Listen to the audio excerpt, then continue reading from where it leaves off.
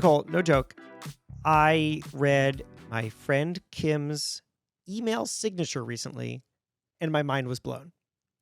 By an email signature. By an email I signature. can't wait to hear it. So you have to read it. Okay, I'm passing this to you. So here's just a random email from my friend Kim Kaup. I'm bracing myself for my mind to blow. Where it says note. Okay, note, : I check my email every other day and try to respond to messages within 1 to 2 business days. If there is something that is urgent, contact my assistant, whatever her name is. Mind blown.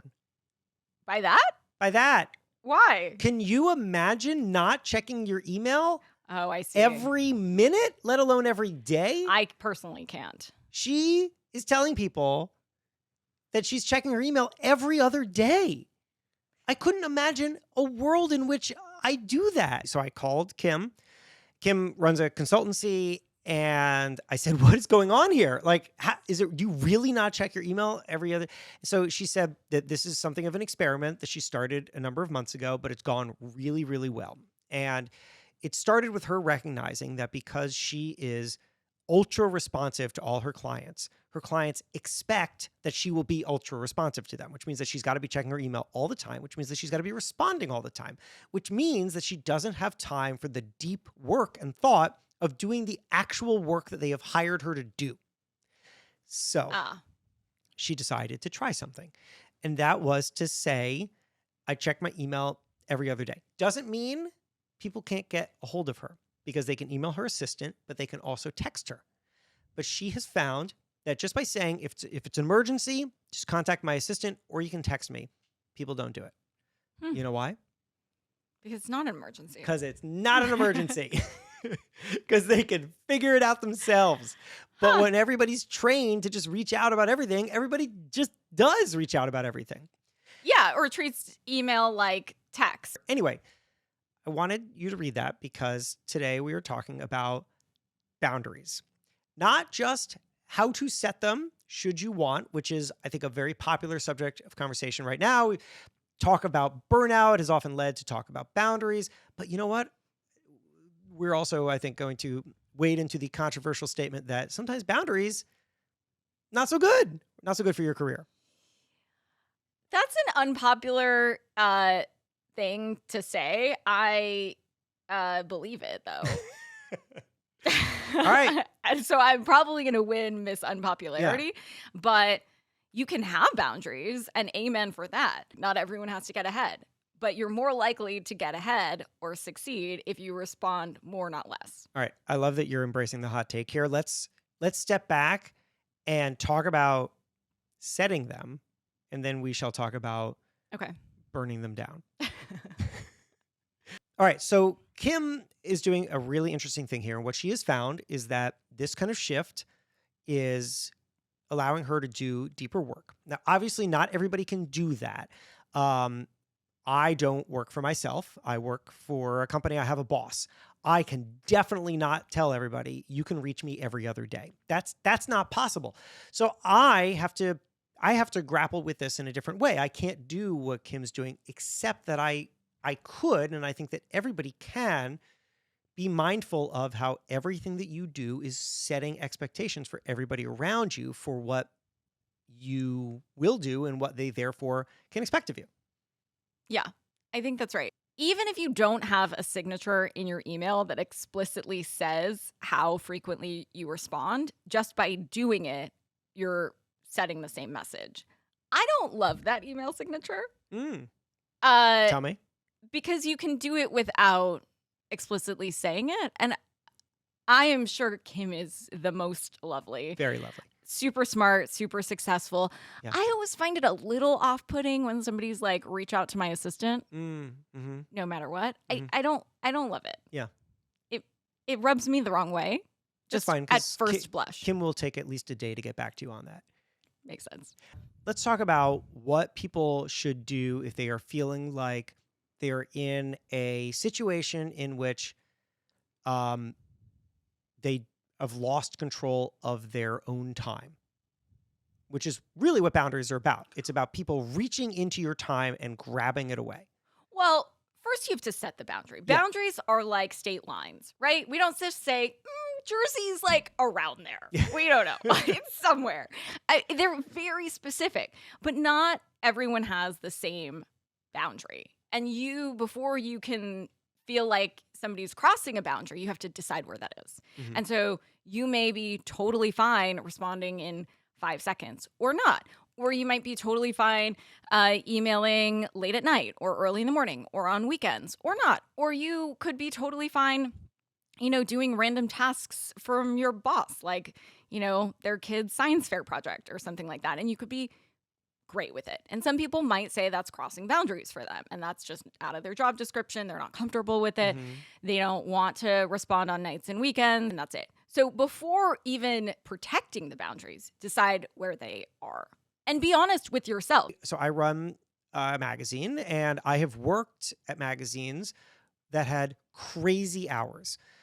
I have been at magazine offices editing stories at 2 a.m.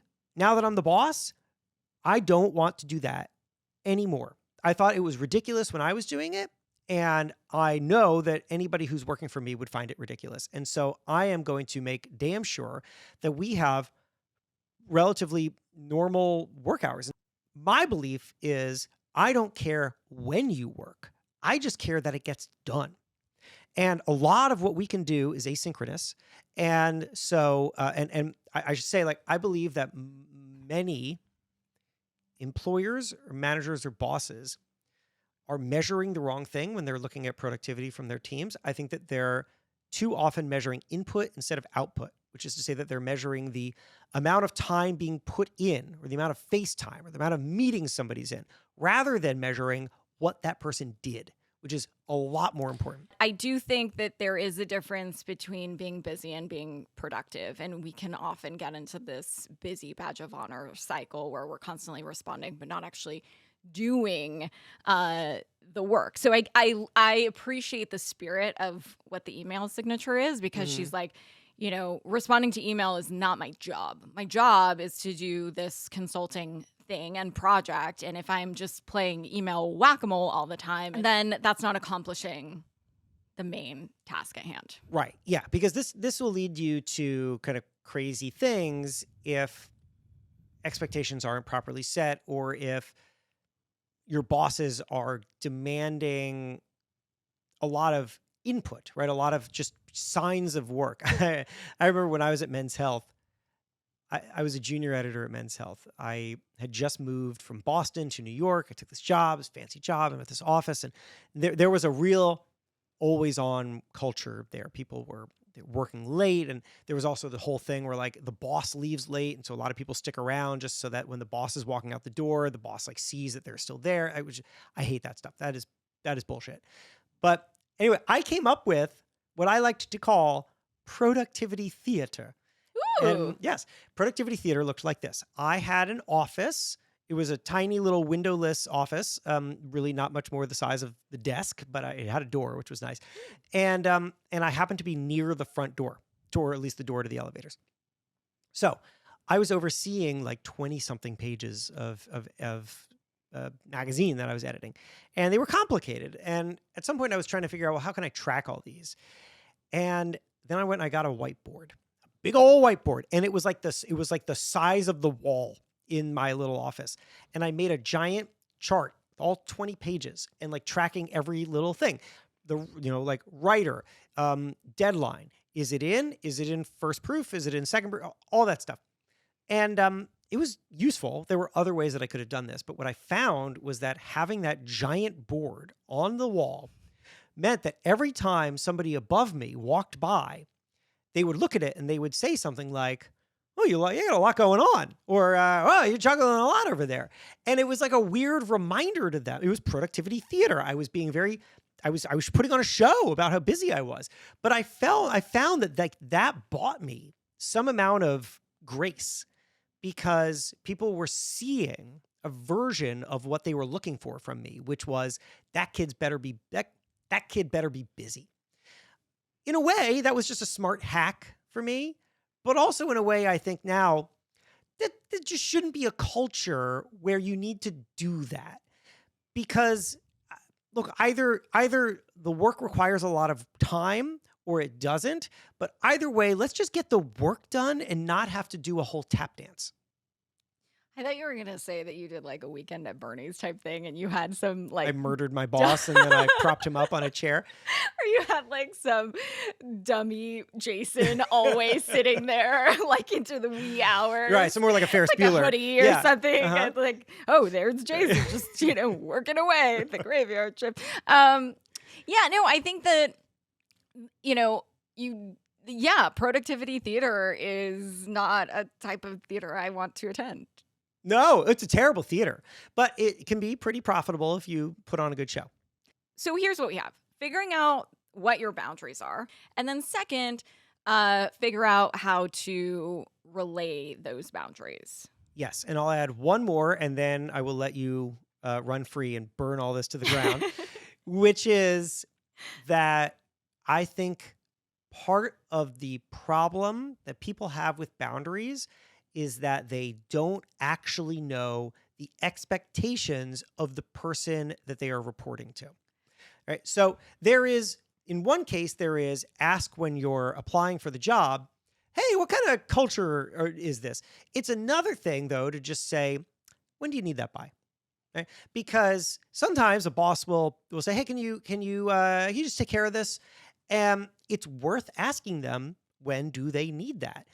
That's not signaling to them that you won't get to it immediately. But, sometimes, I mean, I've certainly found that I have burned myself trying to get somebody something, and then they don't look at it for 3 days. Yeah. And I am furious that I ate away at my personal time to give them something that they didn't need at that time. But you know what? Really? Boo on me, because I didn't ask when they needed it. And sometimes just being clear about someone else's expectations actually gives you some clarity about what it is that you need to do. It also helps you know what is important. So this is how to manage up, right? Is to like understand what the person above you actually cares about and needs, and then make sure you're delivering on that. And if you are, then they're not going to care about all these other things. So if you've got 5 things, but you know that they really only need one of them like now, then take care of that one now and push all the rest until some other time. And that way you're creating boundaries simply by understanding what matters to the person above you, and therefore carving out the time that it takes without giving all of your time away. And that's a really skillful, I would say, way to approach your workload. Yeah. And that just takes time to become skillful and not treat everything like a fire drill. Yes. Or an emergency. Mm-hmm. Actually, there's a perfect example here, which is that we have this text thread, this nonstop into the wee hours text thread between you, me, and Morgan, the executive producer of the show. We should talk about, Morgan, can you come on? Yes! Yeah, come talk about this, because you're getting these texts at 11 She p.m. has to be on with these party pants. Yeah. I know I can hear them on mic when I'm over there moving. They make a noise. They squeak. Okay.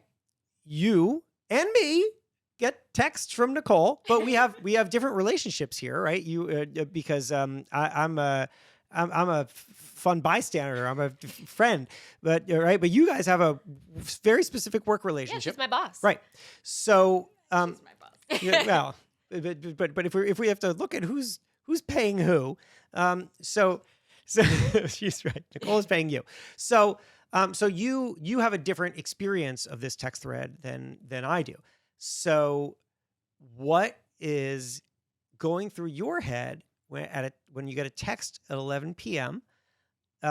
It's not a text that's saying, Morgan, you have to do this right now, right? It's just part of an ongoing conversation. We could have been talking about an idea for this show. Who knows?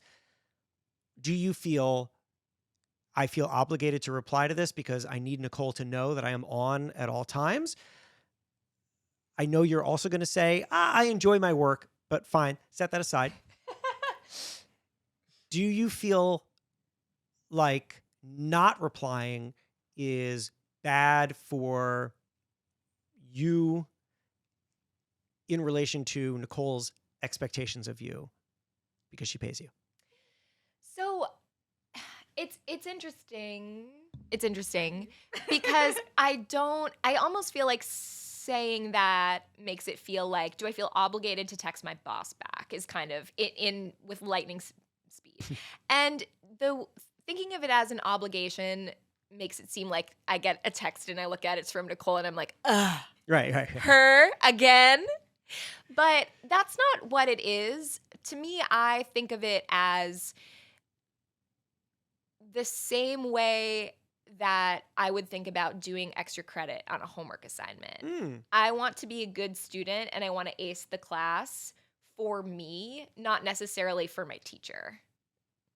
That's a great answer. Great answer. And I love when you text me, and I love my job. Yeah. And so I think of it sort of more as an opportunity to show commitment. No, And to be clear, Yeah. So Morgan and I are sitting very close together to share a mic, but Yes. would you feel comfortable in this dynamic saying otherwise? Oh, yeah. And being like, like physically "Listen." right here, right now with Yeah. you, Nicole Lappin, you, Yeah. Jason Pfeiffer, right Would here, right you now. feel comfortable saying, "Hey, Lappin, like cool it with the late night text"? This is like That's a a great legal. Are you here under your own volition? Has anybody I'm gonna coerced you?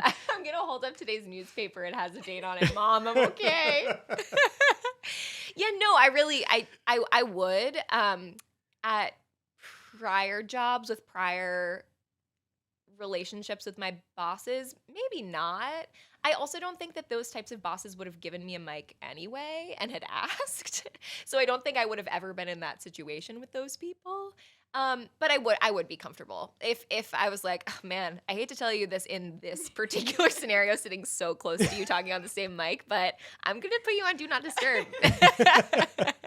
I'd do it. I'd tell you. I know you'd take it well. By the way, I would. Yeah, I And know I you really would. do like hearing criticism and feedback and all of that. Okay, now Morgan, let's turn it on Nicole.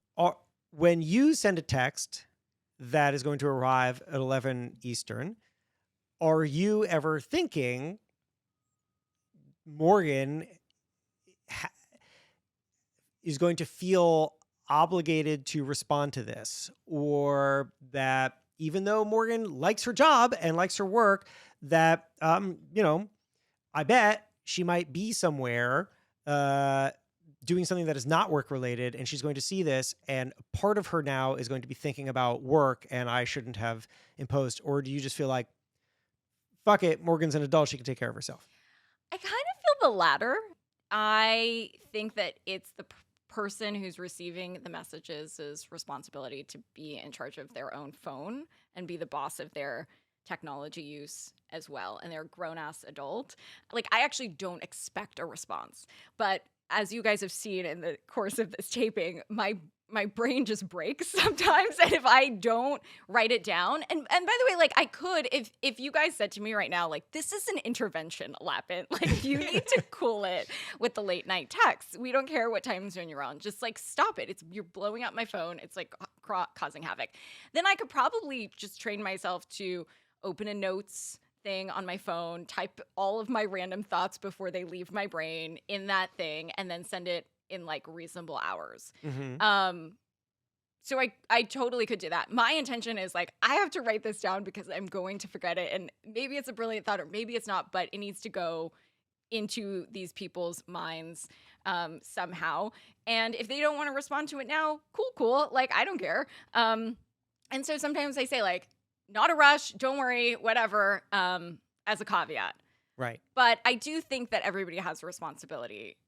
Do I sound like a monster? No, not at all. And I think actually even something that impacts the premise of that question a little bit is I don't know if you would have felt like we had a good enough working relationship for you to hire me if you didn't know that I would respond to your texts. Like if we didn't work in a similar way in that way. So I don't think that you have to worry, am I going to text Morgan and is she going to be out and is that going to bother her? Because you know how I work and that the way that I work supports the way that you work, and that's why you would hire me. But was this all assumed? Have the two of you ever discussed this until this right is our now? first work therapy session.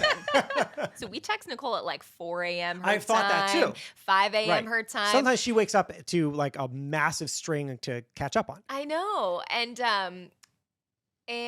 I feel like it almost went like when we were working together when I was in my old job and I almost felt like it was a slow burn. It was like I'd send a text at like 9 a.m. and hope that wasn't too early. And then you would send a text at like 6 p.m. and hope that wasn't too late. And then we just slowly just worked our way out to the fringe. But it could have been a conversation. I mean, I find this fascinating because I'll tell you, for me, with my team at Entrepreneur, I approach it differently. Now, there are structural differences here.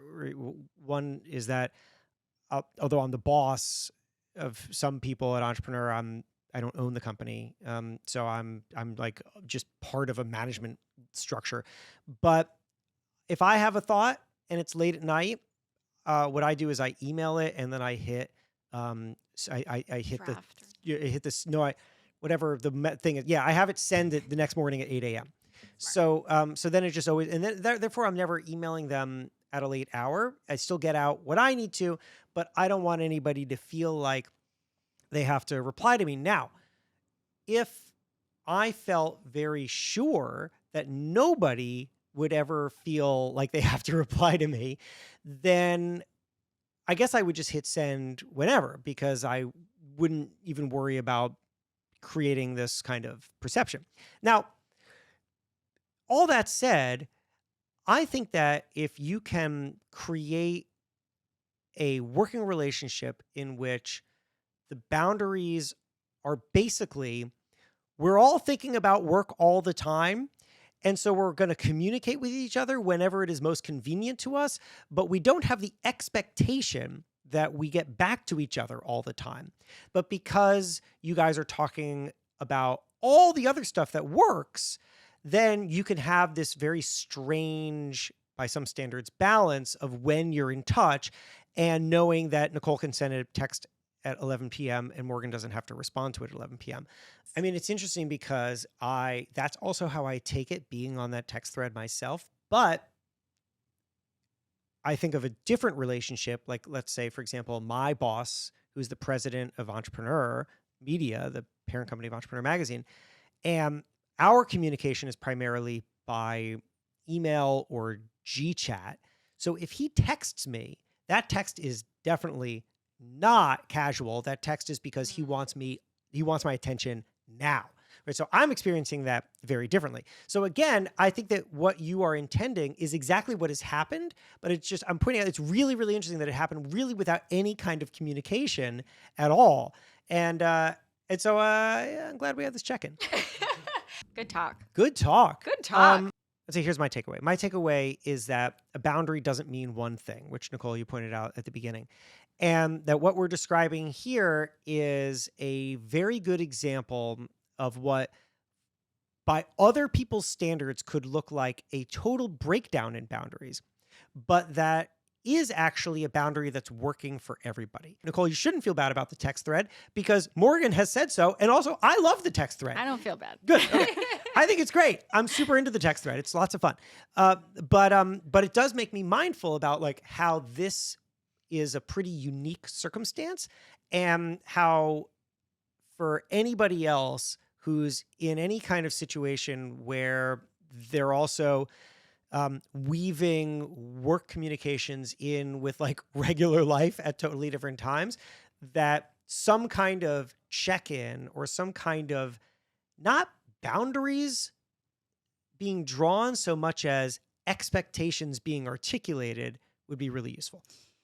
I think that's right. I understand how it might be hard to proactively say to somebody that you report to, like, hey, just heads up, like, I'd rather not text in the middle of the night or whatever. And that it's more incumbent on the person who is the supervisor to sort of open up that conversation first. I generally think that it's up to you to create your technology boundaries and to articulate your personal boundaries. I don't think that bosses or supervisors, or managers who have people who report to them should necessarily create a false boundary, which is what I was musing about in our text thread. So this is so meta. Because I think if you're creating that boundary for the people who report to you, you're putting parameters on maybe their growth because you probably don't have boundaries for the people who are above you. And so for that sort of upward mobility, like if there was a manager who told all of her reports, like, 9 to 5 is the only time, like, I'm going to be on email. And so I'm setting this as an example. I kind of like call bullshit to that because a lot, you hear it a lot in the press or like, in this author expert culture. And I find it like disingenuous because I think if their CEO or a CEO of another company that was recruiting them or Oprah or whatever, like reached out in the middle of the night, it would be a different story. That's a really good point. Just to be clear, because I've in many ways played the role of like holding and defining boundaries in this conversation, which I generally do for the people who report to me. But me, myself, I am working nonstop. I'm working late at night. I'm working over weekends. And I will send stuff to people. I let it bleed into all my life. And I totally, totally agree with all the points made here about how doing that can advance your career. I've definitely gotten the attention of and trust of people above me many times during my career because I was the guy who was willing to respond to them very late at night when there was a problem. And I was very happy to play that role. I'm not trying to glorify like 24/7 work. It's not for everybody. I'm not endorsing it by any stretch of the imagination. But to be fair, Jason, like you made a hard boundary on the time we're shooting and taping today. Oh, I did. That's true. Right. So like yes. you have your own parameters. Right. You were like, I got to be home for dinner at 5. Right. Cool. Like, great. So let's get it done before 5. Mm-hmm. That's fine. Right. You told us that. That's a good point. I totally did. You're right. I set a boundary at the very beginning of this thing that we're doing right now. Okay. Morgan, what's your takeaways? So since I agree with both of you guys, I will say that if you're listening to this and don't agree, are alternatives. I have a friend who is very strict about working just 9 to 5. And I think if you're looking for advice on how to articulate it to your boss, it's really just about making the point that the best of you is from 9 to 5. And that if they were to text you outside of that time or to message you outside of that time, you are going to just verbal vomit back at them. You're not as sharp. And so really making it about how you add value within that time. And it's not that you don't want to work hard. It's that you do want to work hard and know yourself well enough to know how you work best. Morgan, you have repeatedly told us you didn't want to be on mic. The terrible news for you is that this was so good that we have to drag you back on mic more. Yes. Yes. Thanks, guys. Okay. End of episode. Yay!